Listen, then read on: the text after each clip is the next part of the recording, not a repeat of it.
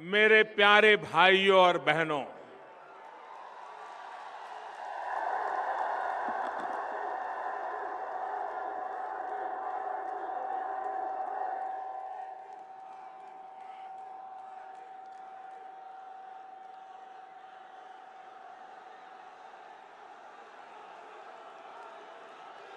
मैं कई वर्षों से राजनीति में हूं। भारतीय जनता पार्टी में राष्ट्रीय स्तर पर संगठन का कार्य करने का सौभाग्य मिला। मुख्यमंत्री के नाते कार्य करने का अवसर मिला। 2.5 साल से प्रधान सेवक के रूप में आपकी सेवा करने का अवसर मिला। सैकड़ों रैलियों में संबोधन करने के जाने का अवसर भी मिला। लेकिन मेरे पूरे जीवन काल में इतनी बड़ी रैली संबोधन करने का मुझे सौभाग्य नहीं मिला।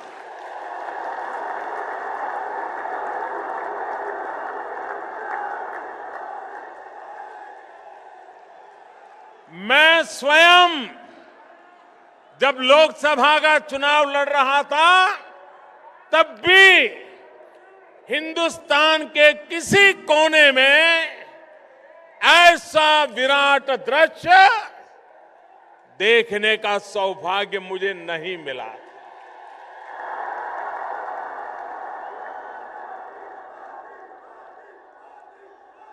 आज सुबह 10 बजे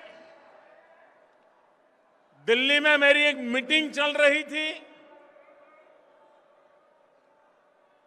तो हमारे एक साथी ने मुझे मोबाइल फोन पर यहां लखनऊ के कुछ पत्रकारों ने जो ट्वीट किया होगा, वो ट्वीट दिखाया। उसमें सारे फोटो थे यहां की भीड़ के। तो मैंने ऑफिस के लोगों को बुलाया। मैंने कहा, भाई कहीं गलती तो नहीं हो रही है? ये 10 बजे इतनी भीड़ आ गई है, हमारी तो 2 मीटिंग बाकी है, निकलने का समय देर से है। जरा लखनऊ फोन करके पूछो कहीं हम तो लेट नहीं हो रहे हैं। 10 बजे से भाइयों बहनों, इतनी बड़ी तादाद में आप हमें आशीर्वाद देने के लिए आए। मैं आपका हृदय से अभिनंदन करता हूं, आपका आभार व्यक्त करता हूं।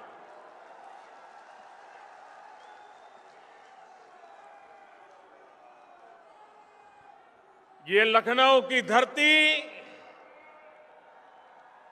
अटल बिहारी वाजपेयी जी की कर्मभूमि है।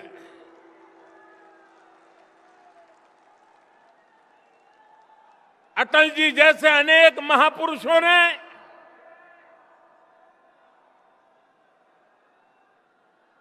अपनी जवानी इस धरती पर खपाई, पसीना बहाया, रात दिन एक एक करके पूरे हिंदुस्तान में भारतीय जनता पार्टी का वटवृक्ष तैयार किया। अटल जी ने लखनऊ की भी भरपूर सेवा की। लखनऊ के प्रति उनका लगाव, लखनऊ के लिए कुछ करने का उनका अविरत प्रयास, जो आज भी लखनऊ में महसूस होता है। भाइयों बहनों, आज का ये दृश्य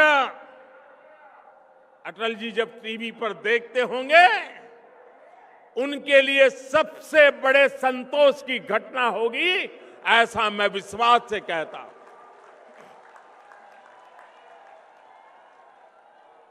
राजस्थान में गवर्नर के रूप में सेवा कर रहे इसी उत्तर प्रदेश के पूर्व मुख्यमंत्री श्रीमान कल्याण सिंह जी अगर आज जयपुर में ये टीवी पर नजारा देखते होंगे तो हम सबको वो वहां से आशीर्वाद देते होंगे।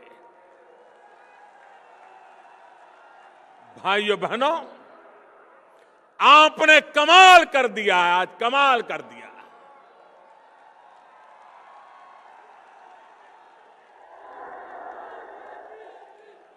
जो पॉलिटिकल पंडित हैं, चुनाव के हिसाब किताब लगाते हैं,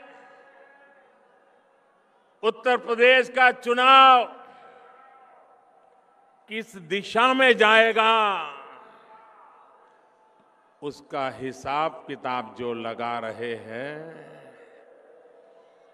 ये रैली देखने के बाद अब किसी को मेहनत नहीं करनी पड़ेगी कि चुनाव में होने वाला क्या है।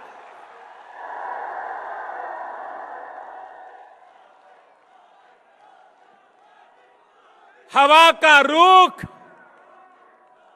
साफ साफ नजर आ रहा है। भाइयों बहनों, उत्तर प्रदेश की सेवा करने का अवसर भारतीय जनता पार्टी को मिला था। 14 साल बीत गए बीच में। आज युग ऐसा है कि सरकार बदलने के 6 महीने में पुरानी सरकार को लोग भूल जाते हैं, लेकिन आज मैं बड़े गर्व के साथ कह सकता हूं, बड़े संतोष के साथ कह सकता हूं कि कल्याण सिंह जी के नेतृत्व में, राम प्रकाश जी के नेतृत्व में, राजनाथ जी के नेतृत्व में भारतीय जनता पार्टी की जो सरकार चली, आज 14 साल के बाद भी उत्तर प्रदेश के लोग उसे याद करते हैं और वर्तमान सरकारों के साथ उसकी तुलना करते थे। भाइयों बहनों, कुछ लोग कहते हैं, मैं अभी 2-3 दिन पहले टीवी पर मेरी नजर गई और वो कह रहे थे बीजेपी का 14 साल का वनवास खत्म होगा। भाइयों बहनों, मुद्दा बीजेपी के वनवास का नहीं है। कितने साल हम रहे, कितने साल निकल गए, भारतीय जनता पार्टी इस तराजू से कभी राजनीति को नहीं तोलती है और इसलिए मुद्दा बीजेपी के 14 साल के वनवास का नहीं है, मुद्दा 14 साल के लिए उत्तर प्रदेश में विकास का वनवास हो गया है। विकास का वनवास हो गया है, विकास आया नहीं। भाइयों बहनों, 14 साल के बाद फिर एक बार उत्तर प्रदेश की धरती पर विकास का नया अवसर आने का ये नजारा मैं देख रहा हूं। भाइयों बहनों, देश के प्रधानमंत्री के रूप में राजनीतिक दृष्टि से तो आपने मुझे उत्तर प्रदेश से एमपी बनाया। ये उत्तर प्रदेश ने जी भर करके मेरी मदद की, उसके कारण 30 साल के बाद देश को पूर्ण बहुमत की सरकार मिली। लेकिन भाइयों बहनों, इसलिए उत्तर प्रदेश में बीजेपी की सरकार हो,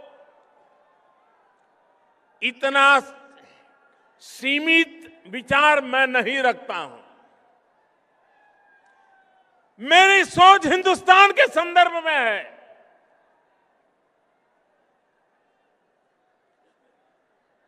हम चाहते हैं हिंदुस्तान आगे बढ़े। हम चाहते हैं हिंदुस्तान से गरीबी मिटे। हम चाहते हैं हिंदुस्तान से निरक्षरता मिटे। हम चाहते हैं हिंदुस्तान से बीमारी मिटे। भाइयों बहनों, ये हिंदुस्तान का सपना तब तक पूरा नहीं होता जब तक उत्तर प्रदेश में से ये सारी कठिनाइयां दूर न हो। और इसलिए हिंदुस्तान का भाग्य बदलने के लिए पहली शर्त है कि हमें उत्तर प्रदेश का भाग्य बदलना पड़ेगा। और इसलिए भाइयों बहनों, भारत को आगे बढ़ना है तो उत्तर प्रदेश का आगे बढ़ना बहुत आवश्यक है।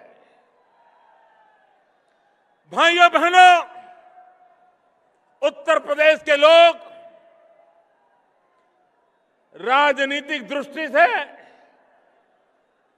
बहुत ही समझ रखने वाले लोग हैं। उनकी विवेक बुद्धि दूध का दूध और पानी का पानी भली भांति अलग करने का सामर्थ्य रखती है।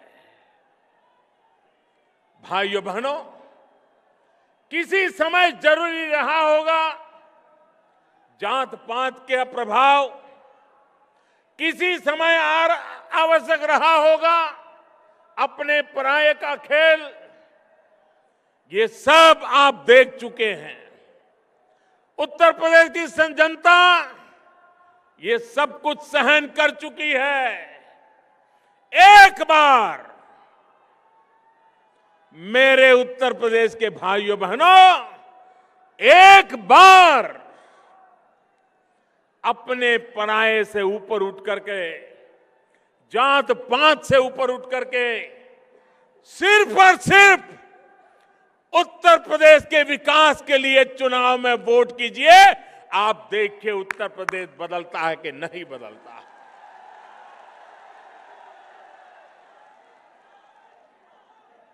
और इसलिए भाइयों बहनों, मैं उत्तर प्रदेश से एमपी हूं।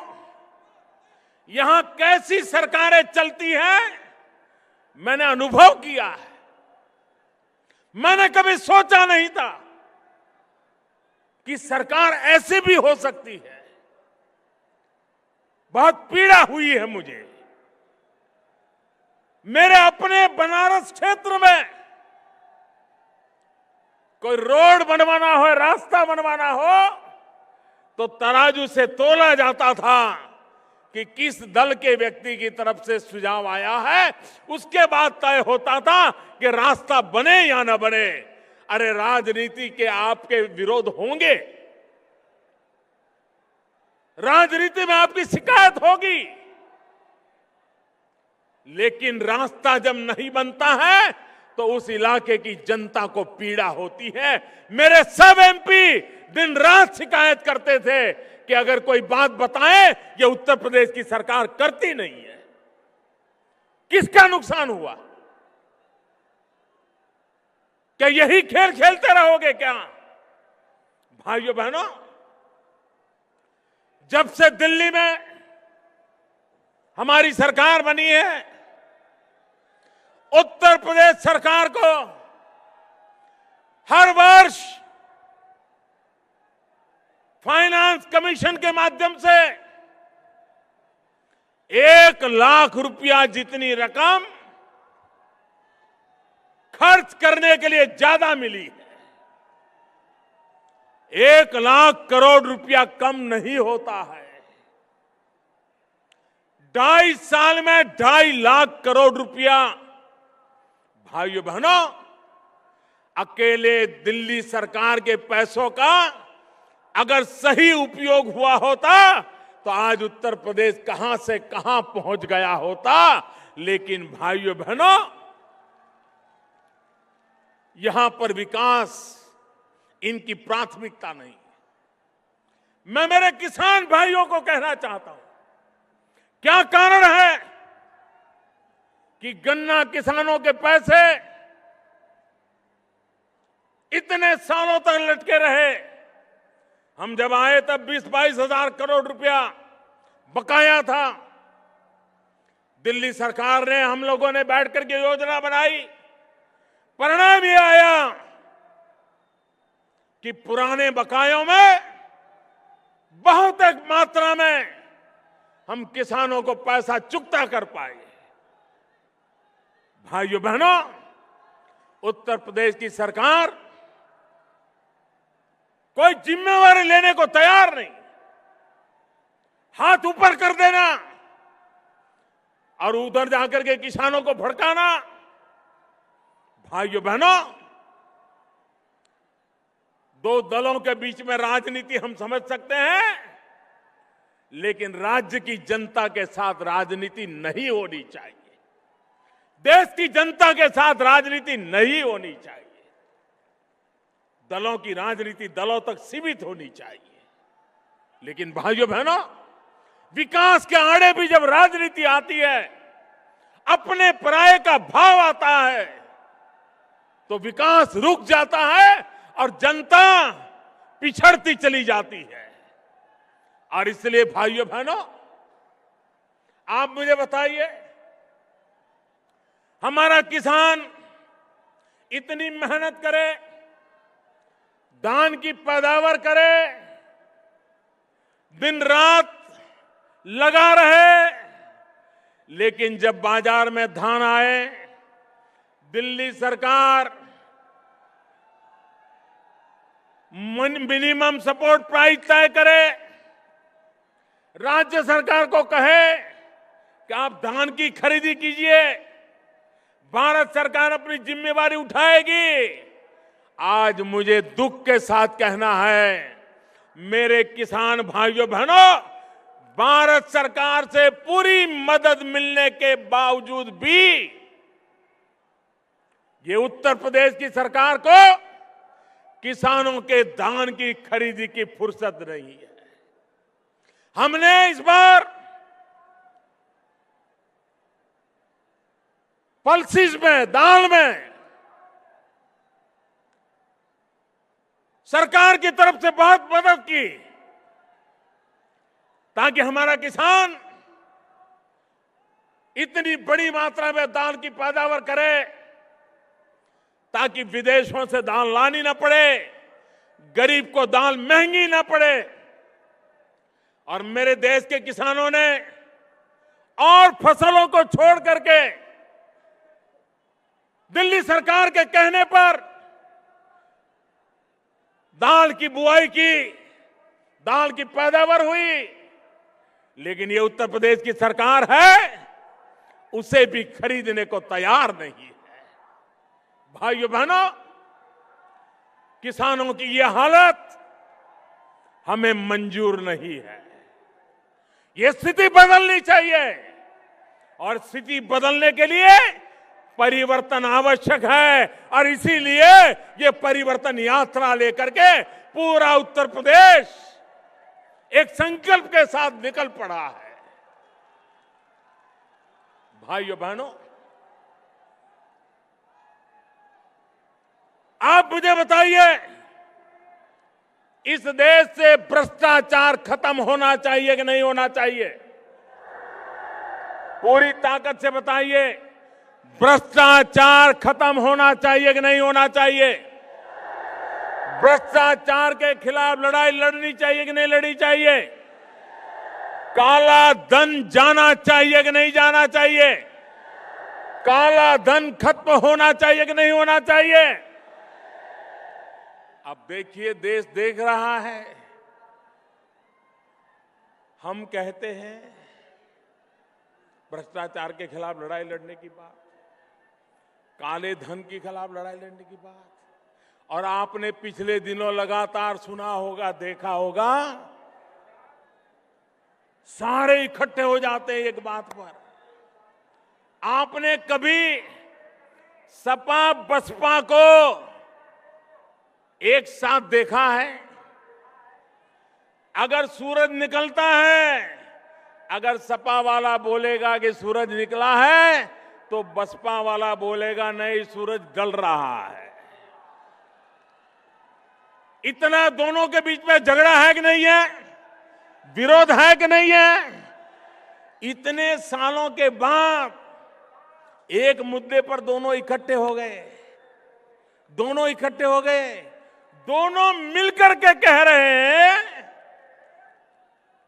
कि मोदी को बदलो, मोदी को हटाओ। मोदी कह रहा है नोट बदलो, काला धन हटाओ। निर्णय आपको करना है, निर्णय आपको करना है भाइयों बहनों। वो कहते हैं मोदी हटाओ, मैं कहता हूं काला धन हटाओ। वो कहते हैं मोदी हटाओ, मैं कहता हूं भ्रष्टाचार हटाओ। देश की जनता को तय करना है कि हमें क्या करना है।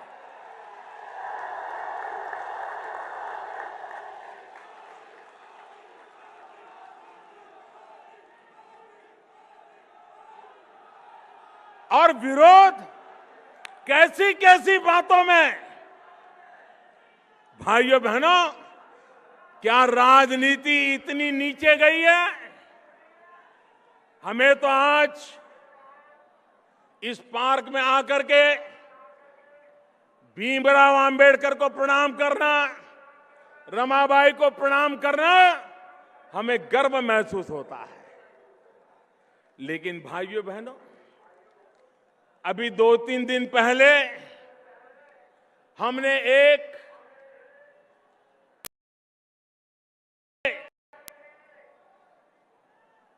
टेक्नोलॉजी के द्वारा रुपयों की लेन देन के लिए भीम नाम की एक मोबाइल ऐप लॉन्च की। भीम नाम इसलिए रखा क्योंकि हिंदुस्तान में बाबा साहब आंबेडकर ने आर्थिक चिंतन में महारत हासिल की हुई थी। आज जो रिजर्व बैंक चल रहा है, उसके प्रणेता कभी बाबा साहब आंबेडकर रहे थे। रुपया क्या होता है, उस पर आज से करीब करीब 100 साल से भी ज्यादा समय पहले, 80 साल पहले बाबा साहब आंबेडकर ने एक विस्तृत निबंध लिखा था। इतने लंबे समय पहले जिस महापुरुष को हिंदुस्तान के रुपये का ताकत का पता था, बैंकिंग व्यवस्था का पता था, आर्थिक कारोबार का पता था, क्या हिंदुस्तान के भविष्य का आर्थिक कारोबार उस भीम के नाम से चले तो किसी के पेट में चूहे क्यों दौड़ रहे हैं, मुझे समझ नहीं आ रही। मैं चाहूंगा हम गांव गांव, घर घर जाकर के लोगों को समझाएं, जिसके भी हाथ में मोबाइल फोन हो, भीम ऐप को डाउनलोड करे और भीम को याद करते हुए हर घर में भीम का स्मरण हो। ये करके दिखाएं हम। भीमराव अंबेडकर को इससे बड़ी कोई श्रद्धांजलि नहीं हो सकती। भाइयों बहनों, एक तरफ उत्तर प्रदेश की जनता परिवर्तन के लिए कृत संकल्प है, फैसला कर चुकी है और परिवर्तन निश्चित है। भाइयों बहनों, कुछ दल ऐसे हैं जिनका उत्तर प्रदेश में अता पता ही नहीं है। एक दल ऐसा है जो अपने बेटे को प्रस्थापित करने के लिए पिछले 15 साल से कोशिश कर रहा है, लेकिन अभी तक कहीं दाल गलती नजर नहीं आ रही। दूसरा दल ऐसा है, वो इस चिंता में है कि पैसे कहां रखे, वो पैसे बचाने में लगे हैं। दूर दूर की बैंक खोज रहे हैं, जिन बैंकों में पैसे जमा करके निकल जाए, बच जाए। तो एक दल पूरी तरह पैसों को बचाने में लगा हुआ है, और तीसरा दल है जो पूरी ताकत परिवार का क्या होगा उसमें लगे हुए हैं। अब उत्तर प्रदेश की जनता को तय करना है कि पैसे के लिए, पैसों को बचाने के लिए पूरी पार्टी जहां लगी हुई है, वो उत्तर प्रदेश को बचा पाएंगे क्या? जो पूरी पार्टी परिवार के उसमें लपट गई है, क्या वो उत्तर प्रदेश को बचा पाएंगे क्या? भाइयों बहनों, आज एक तरफ पैसे बचाने वाली पार्टी, एक तरफ परिवार में उलझी पार्टी, एकमात्र पार्टी भारतीय जनता पार्टी है जो उत्तर प्रदेश को बचाने के लिए आई है। किसी को पैसे बचाने हैं, किसी को परिवार कब्जे करना है, हम ही हैं जिन्हें सिर्फ और सिर्फ उत्तर प्रदेश बचाना है। और इसलिए मैं उत्तर प्रदेश वासियों को कहने आया हूं, कि इस परिवर्तन और आधा अधूरा मत करना। भारी बहुमत से आप भारतीय जनता पार्टी को विजयी बनाइए। आप मुझे बताइए भाइयों, आज देश में सरकार खुद निर्णय कर पाती है कि नहीं कर पाती है? आज इस देश का ऐसा प्रधानमंत्री है, 30 साल के बाद देश को ऐसी सरकार मिली है जिसका हाईकमांड सिर्फ और सिर्फ हिंदुस्तान के 125 करोड़ नागरिक है, दूसरा उसका कोई हाईकमांड नहीं है। किसी के घर जाकर के उसको सर झुकाना नहीं पड़ रहा है। 125 करोड़ देशवासी यही उसके मालिक है, वही उससे जवाब मांग सकते हैं। पहली बार देश को 30 साल के बाद ऐसी सरकार मिली है, और उसका कारण आपने पूर्ण बहुमत से सरकार बनाई। उत्तर प्रदेश में भी आधा अधूरा कुछ मत करना, भारी बहुमत के साथ उत्तर प्रदेश में सरकार बनाना, ताकि उत्तर प्रदेश के भाग्य को बदलने के लिए कोई रुकावट ना आए।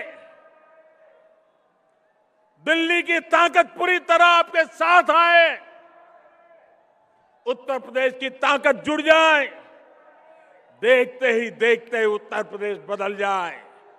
और इसलिए भाइयों बहनों, मैं आपसे आग्रह करने आया, आप मुझे बताइए, उत्तर प्रदेश में सज्जन नागरिक, ईमानदार नागरिक, सिर्फ अपनी छोटे से परिवार को अच्छे ढंग से गुजारा करने वाला नागरिक, अगर दिन रात उसको गुंडागर्दी का सामना करना पड़े, जमीन हड़प करने वालों का सामना करना पड़े, अपनी मोटरसाइकिल कोई उठा ले, बोल न पाए, अपनी बेटियों को शाम के समय घर लौटाने के लिए मां बाप को चिंता करनी पड़े, क्या ये उत्तर प्रदेश हमें मंजूर है? क्या ये गुंडागिर्दी खत्म होनी चाहिए कि नहीं होनी चाहिए? ये जमीनों को लूटने वाले जाने चाहिए कि नहीं जाने चाहिए? सामान्य मांगनी को उसको सुख चैन के जीने का हक मिलना चाहिए कि नहीं मिलना चाहिए? कानून व्यवस्था बनी रहनी चाहिए कि नहीं बनी रहनी चाहिए? भाइयों बहनों, भारतीय जनता पार्टी ने उत्तर प्रदेश की धरती पर जब सरकारें थी, ये करके दिखाया है। और मैं आपको भरोसा देता हूं, हमें अवसर दीजिए, हम इस गुंडागिर्दी को खत्म करके रहेंगे। आपको सुख चैन की जिंदगी जीने का हम वादा करते हैं।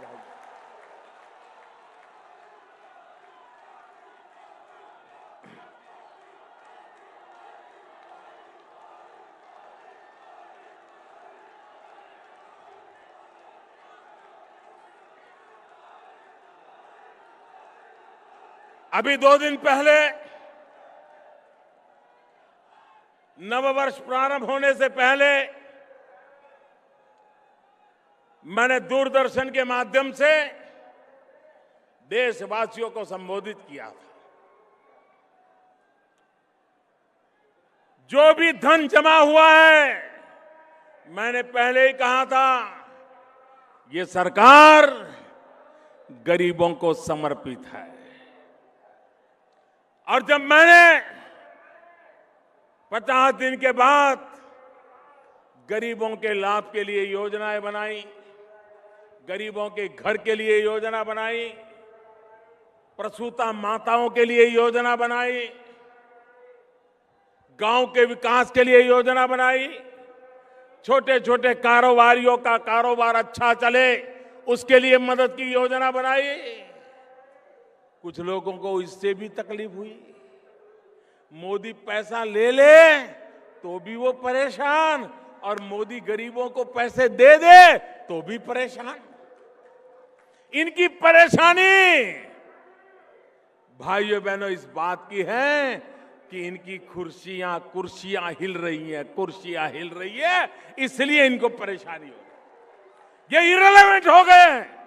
हिंदुस्तान की राजनीति में ये विरोधवाद करते करते इररिलेवेंट हो गए हैं, और इसलिए वो अपनी जमीन खोज रहे हैं, और इसलिए विरोध का रास्ता अपनाने जा रहे हैं। भाइयों बहनों, देश भली भांति इनको पहचान गया है। देश कभी भी ऐसे लोगों को माफ करने वाला नहीं है। और मैं देशवासियों को कहना चाहता हूं, भ्रष्टाचार, काले धन के खिलाफ ये लड़ाई कभी रुकने वाली नहीं है। हम जड़ मूल से उसको उखाड़ करके रहने वाले हैं। ये गरीबों को लूटा गया है, ये गरीबों को लौटाने के लिए हमने ये बीड़ा उठाया है। ये मध्यम वर्ग के लोगों का शोषण किया है, उस शोषण को रोकने के लिए हमने इतनी बड़ी लड़ाई को छेड़ा है। और इसलिए भाइयों बहनों, हमें उत्तर प्रदेश में भी आशीर्वाद चाहिए, आपके आशीर्वाद चाहिए।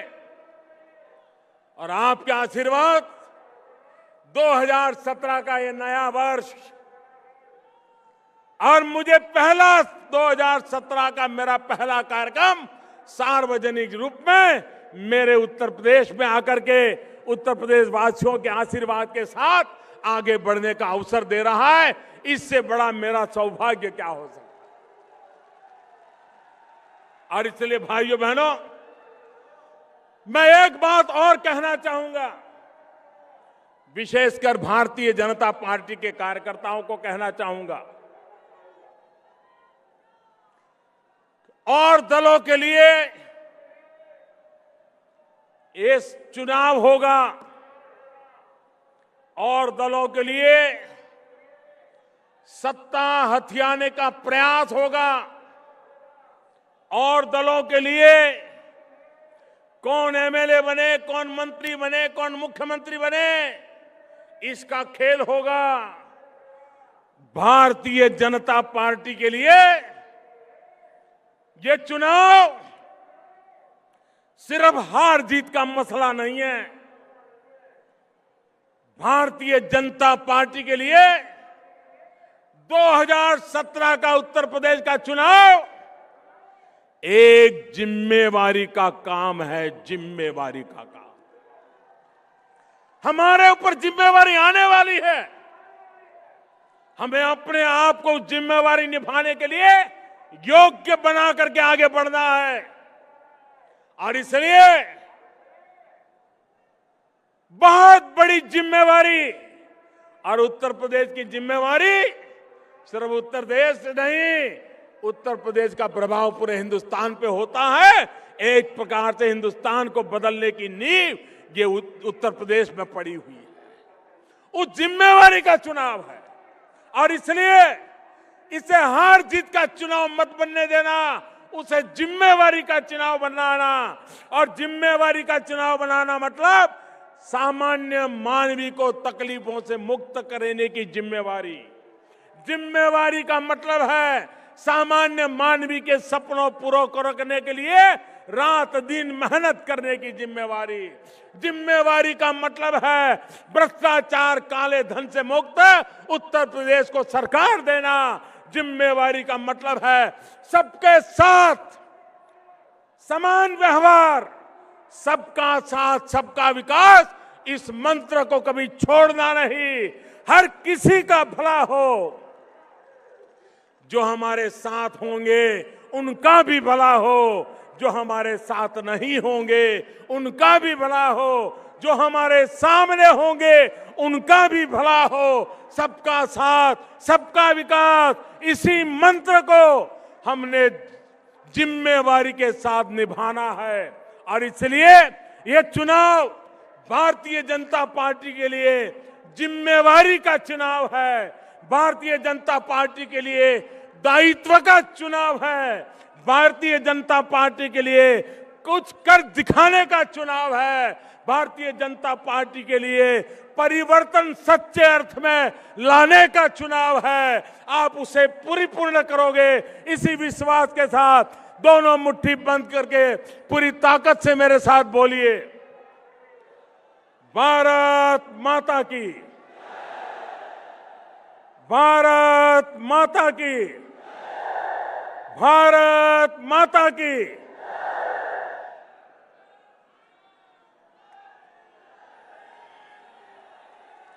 तालियों की जोरदार नारा के साथ मित्रों,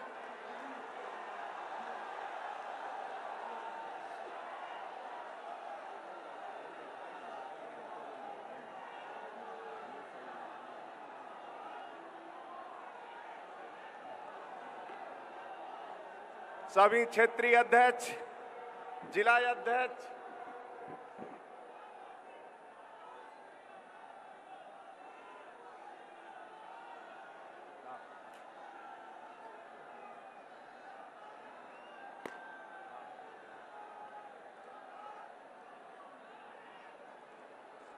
ले लिया।